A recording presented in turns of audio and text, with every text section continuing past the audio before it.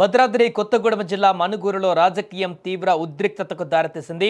Manuguru BRS కార్యాలయం పైన కాంగ్రెస్ కార్యకర్తలు దాడి చేశారు.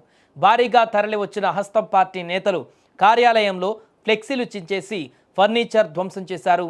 కార్యాలయంలో సామాన్లకు పెట్రోల్ పోసి అక్కడే నిప్పు పెట్టారు. కాంగ్రెస్ బీఆర్ఎస్ మధ్య 5 ఏళ్లుగా పార్టీ ఆఫీసు వివాదం నడుస్తుంది. అక్కడ తమ పార్టీ కార్యాలయాన్ని ఆక్రమించి బీఆర్ఎస్ కార్యాలయంగా చేసుకున్నారని కాంగ్రెస్ శ్రేణులు ఆరోపిస్తున్నారు. దాడి తర్వాత బీఆర్ఎస్ ఆఫీస్కు రంగులు వేసి కాంగ్రెస్ బ్యానర్లు కట్టారు.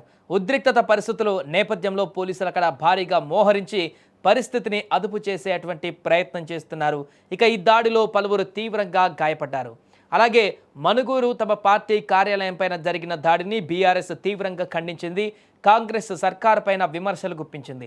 బీఆర్ఎస్ పార్టీ కార్యాలయం పైన కాంగ్రెస్ దాడి చేశారంటూ మండిపడింది. ప్రజాస్వామ్యంలో విమర్శలు ప్రతి విమర్శలు సహజం, కానీ కాంగ్రెస్ వచ్చాక దాడుల విష సంస్కృతిని ప్రోత్సహిస్తుందని కూడా ధ్వజమెత్తారు బీఆర్ఎస్ శ్రేణులు.